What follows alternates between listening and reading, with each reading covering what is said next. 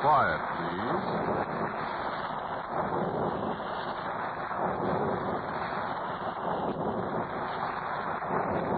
Quiet, please.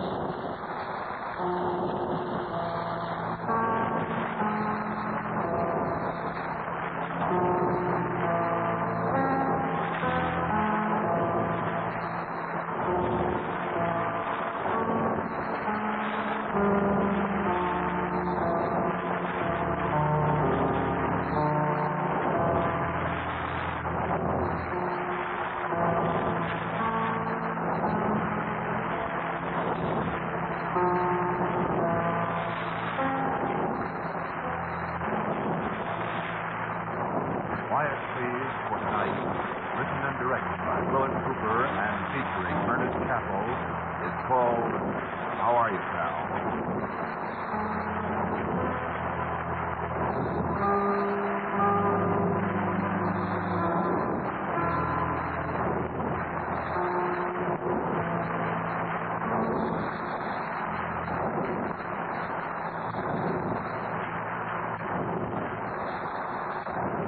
I want you to play a little game.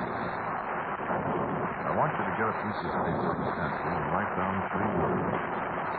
Just write them down and hold on to them, because before we do in a half hour, you'll find you have need of them. It'll take you just a moment to find pencil and paper. Only another moment to write down the 3 words I'll give you. Write them down and keep them alongside you. Write down first, yes. Next, write down yours. Now, write down mine. Yes, yours, mine. That's all. Now relax and listen to me.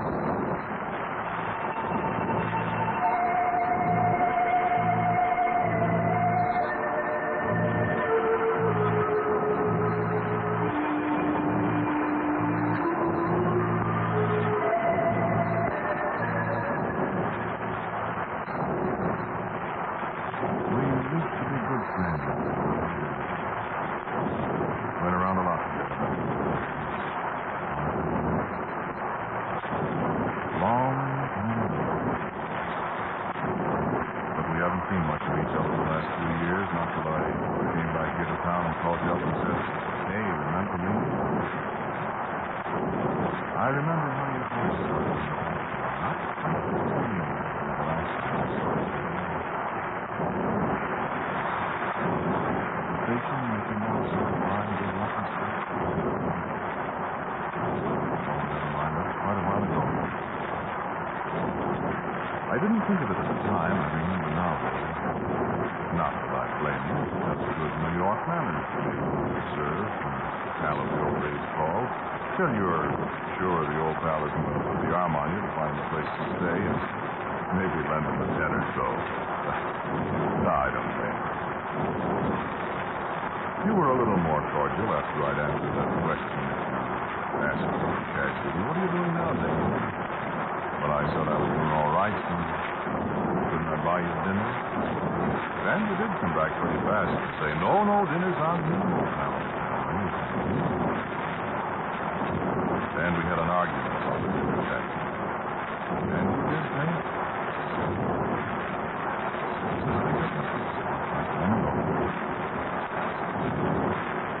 We had a lot of laughs at that dinner, talking about the fine Christmas, the trick presents we used to give to each other. Some of the people, some of them you both liked, and some of them one of us liked and the other didn't. And the top hat you gave me for my birthday. Great laugh, because I wouldn't have thought of an alligator like that on. So I gave you the silver-mounted stag-handled hunting knife because you were strictly the nightclub type and wouldn't be caught in the woods if you were starving for that and that. And I made you give me a penny for it because a gift might have thankful. I still had the feeling the other day. It fell out of my pocket.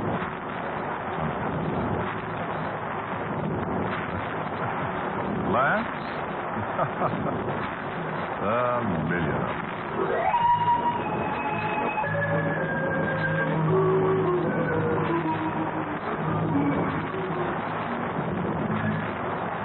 Been a long time since we saw each other, hasn't it? I've been a lot of places since then. Oh, yes, I know you were away from here, so weren't you? Sure, I keep track of you all the time. I keep track of all my little travels, pal, especially you. You know, there's so many things we didn't get a chance to talk about. You know what I mean? So many.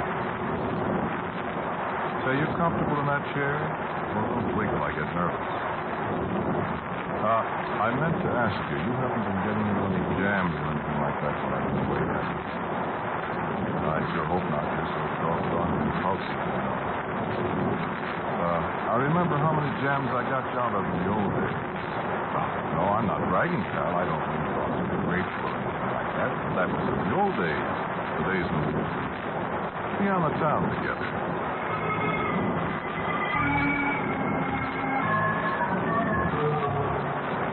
You know, I get sentimental about the old days. I get to remembering things. That waiter in that place down on 12th Street. I'll never forget it when he stepped up and said, "Don't go picking on my pal just because you're bigger than he is." You were always doing things like that. I ran into him just before the war out in Toledo. I recognized him right away by that short right leg where you broke it. He didn't remember me, of course. I've changed a lot. Even you said that. Well, I've places, like I said, seen a lot of things, done a lot of things. Makes changes in your pal.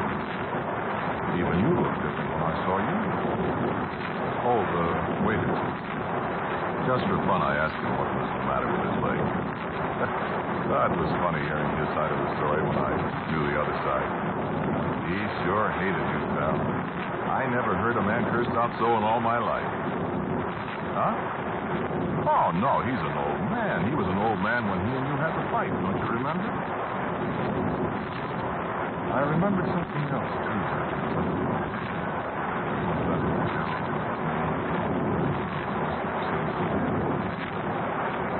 I remembered all of a sudden as I was running. And I bet you even know what I'm talking about. Who I'm talking about.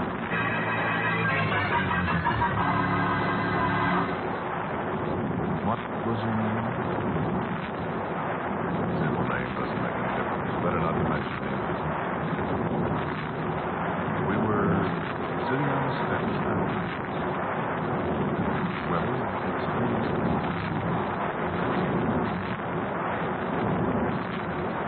Dave. I've got to tell you something. I love you. That's not his name. Take it. No. No, I'm going to tell you. I'm sorry. About what? About us. I don't want you to buy me that ring. Wait a moment. Have I got it? No. I have, too. It isn't that, Dave. What do you mean? That's what I mean. No, I mean that I can't. Why not? Why not, honey? Is it somebody else? Is it? Dane, I feel so miserably sorry, but... Is it? Yes.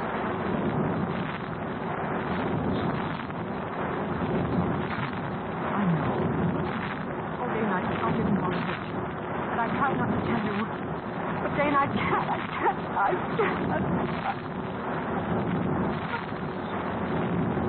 Somebody I know? Oh, Dane, promise me you won't. You won't. What can I do?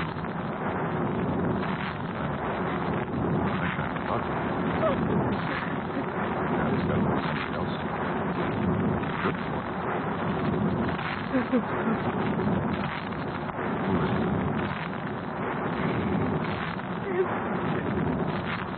It's your best friend, Dave.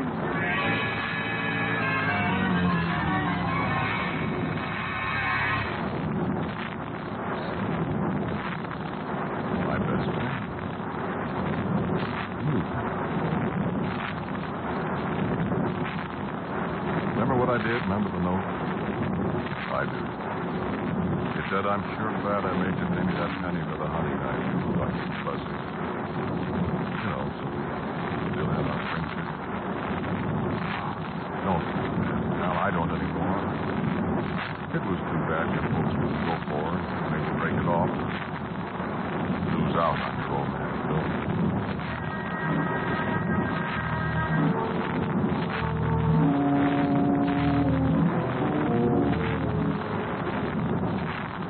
I still think she was very silly at home because that was escaping from the dark on the park that night. That was just before your wedding, wasn't it? And you did go to the funeral. I remember it so much. We shook hands. All of them. A long time ago. I guess I never told you about finding her in the water.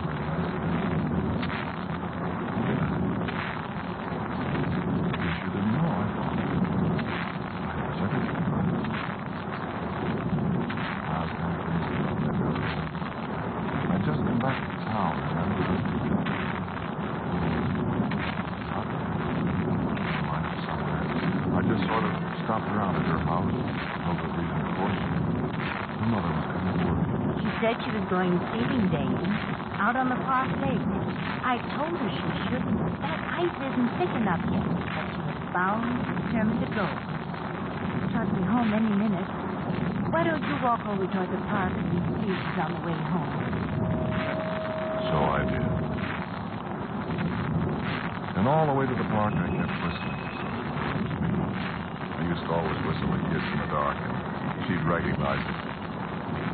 And I met that old park policeman, Sparrowcop, we used to call him, remember? He said he'd seen her, and she was talking to some fella. He didn't see who it was. Anyway, he was cold and smoked. I walked over to the lake.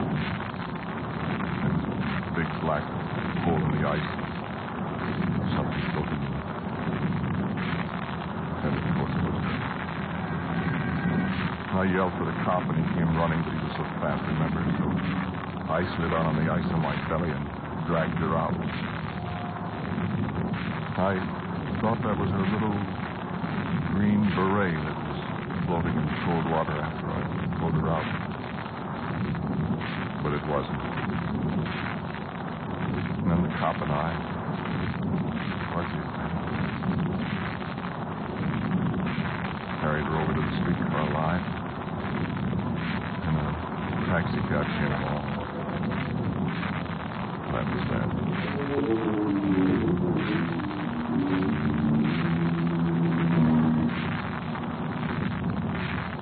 So she's gone.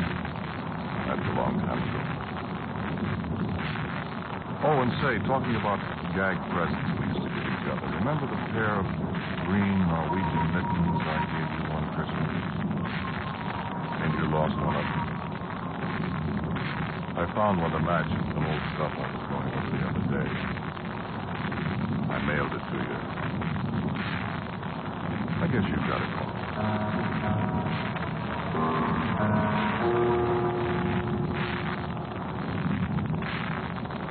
I went out to the cemetery to have a look at the grave the other day.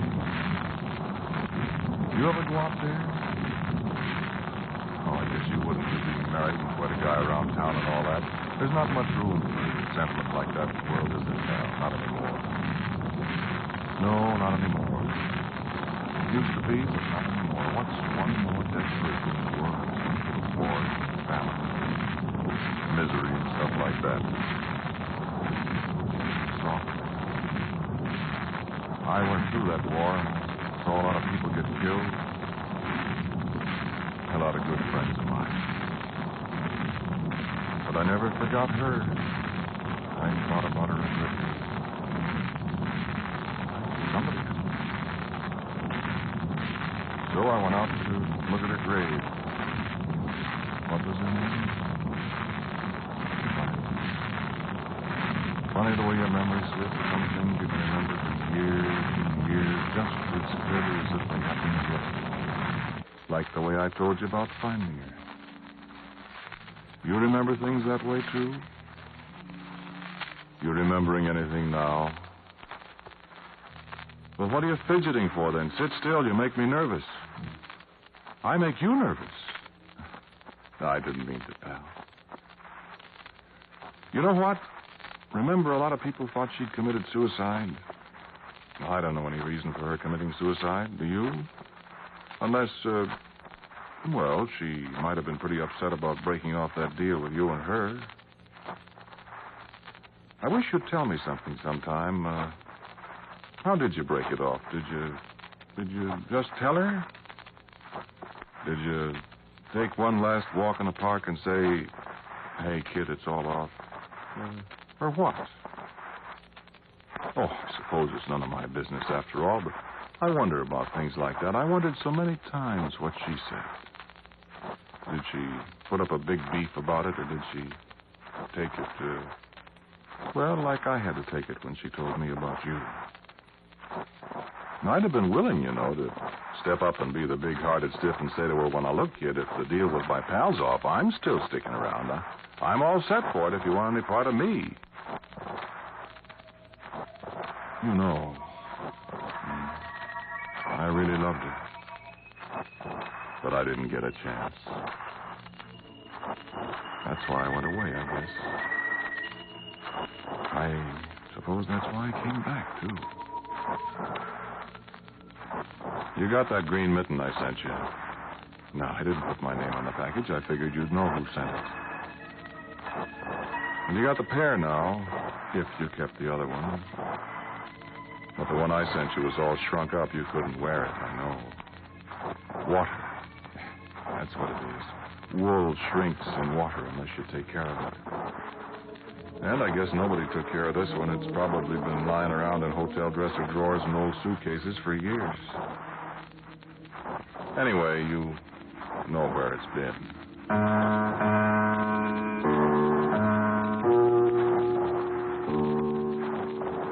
Say, there's something you might tell me about, too, sometime. There's a certain friend of ours. Well, I don't know how much of a friend he is, but maybe you'll know. I won't tell you his name because, as I said, I don't think it's a good idea to mention names in public like this. Say, are you going to sleep? Well, sit up and listen. We got a lot to talk about yet. Turn the radio up a little. I don't want you to miss anything. That's better.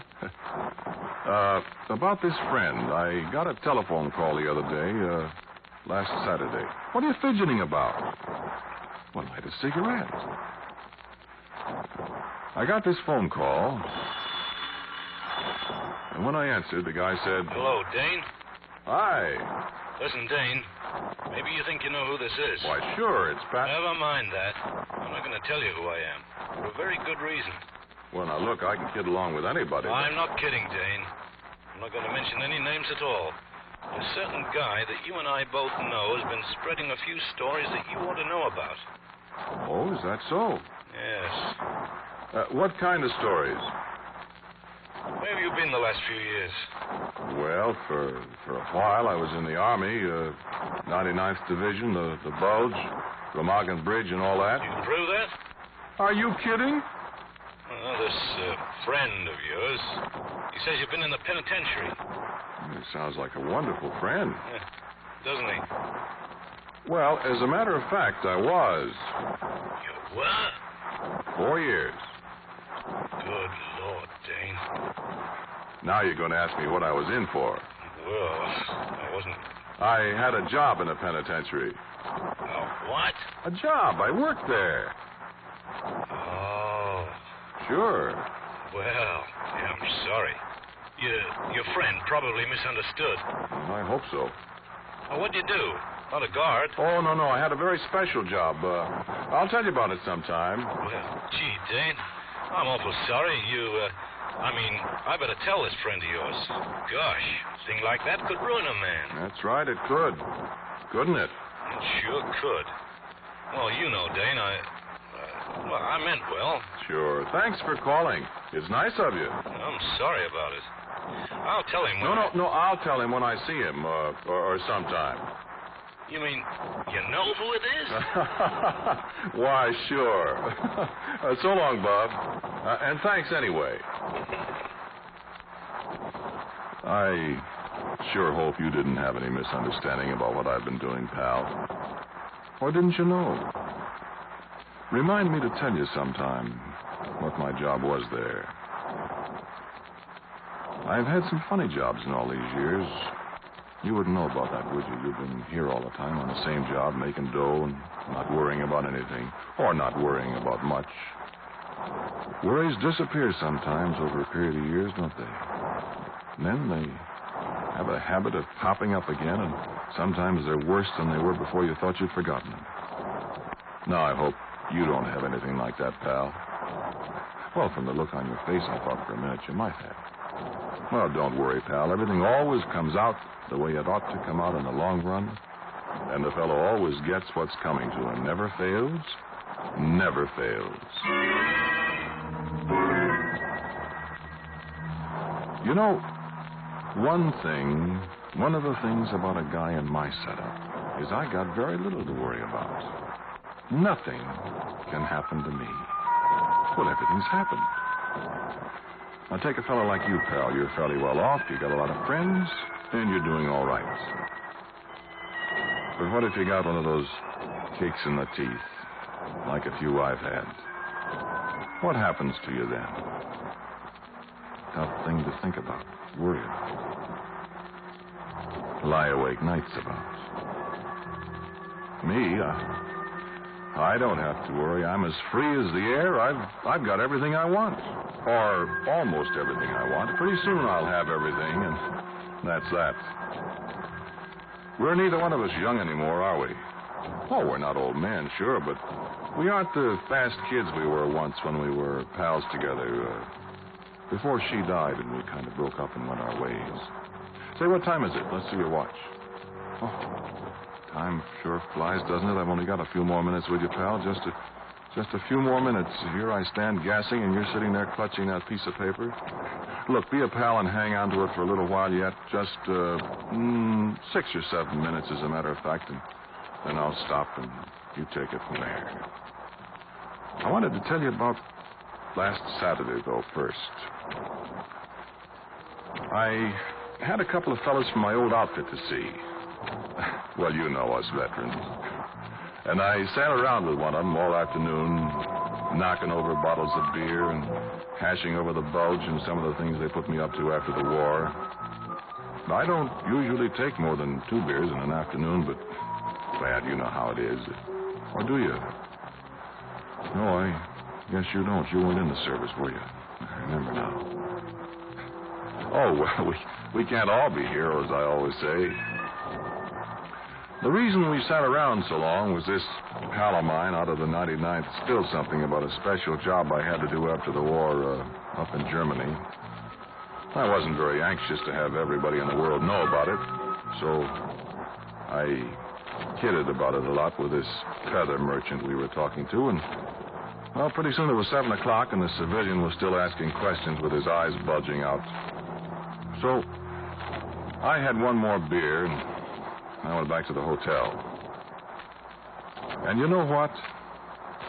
Somebody had been in my room.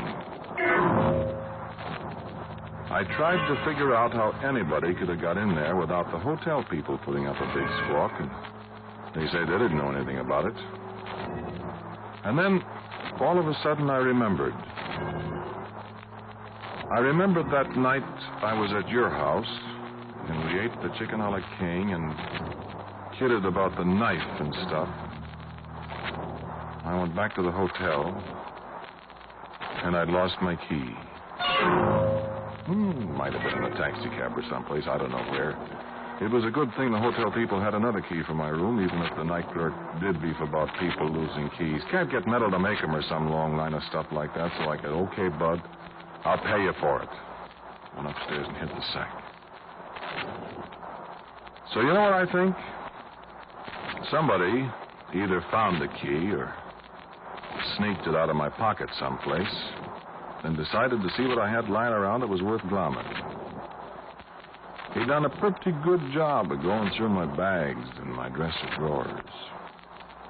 And the only thing that was missing was a little old book of mine, a notebook, kind of a diary. Hey, where you going? Come on, sit down. No, I'll only be a few more minutes. Come on, sit down. Now, that's it. I got to pay off to all this that'll... oh, this is really something. Well, you comfortable now?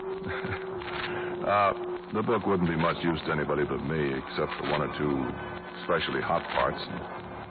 I hated to lose them. I was pretty griped, and I yelled for the house dick at the hotel that he was out having a plate of pig's knuckles or a salad bowl or something, and he wouldn't be in till 10. Anyway, he wouldn't have been much good. He even looked like a house dick. So I sat down to think. Then I got up and looked for fingerprints. The penitentiary training, you know. I was in charge of the print file the first year I was there. Oh, I can lift a print with an ex-homicide bureau man. Yeah, sure, I found some. You dropped your cigarettes. I stuck them in an envelope and mailed them to the cops. The mail chute was just outside my door. Everything was ducky, except for one thing. Wait till I light a cigarette. You still got that paper? Okay, I won't be long now. Now, the last thing I remember was hearing the door of the clothes closet squeak open. I started to get up, and that's when I got the knife through my back. Dead? Why, sure I'm dead. You wonder how I'm talking to you on the radio, don't you? Well, pal, you can do so many things on the radio if you're smart. Now, listen, you got that piece of paper? Good, listen now. I'm going to ask you 3 simple little questions. And when I ask you the questions in order, you answer me by reading the answers in turn off your piece of paper, okay? Okay, here we go. The first one. Is that blood on your hands? The second. Whose blood is it? And the third. Whose knife was that was left sticking in my back? Okay, pal. Your prints are done at the bureau. I'm in the morgue. The cops have got the knife. And I think somebody heard what you just said. Oh, one thing more. You were wondering what my job was at the penitentiary. I was the executioner. Comes out even, doesn't it? And isn't that somebody at your door, pal?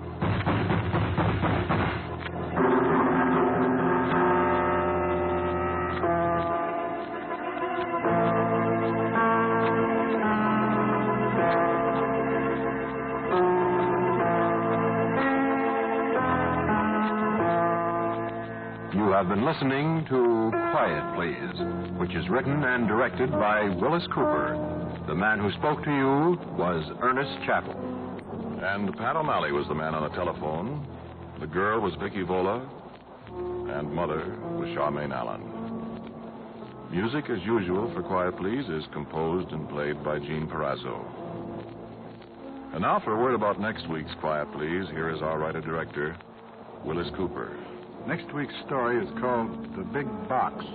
It's a story of what happened one night to a truck driver on a coast-to-coast haul that he didn't want to make.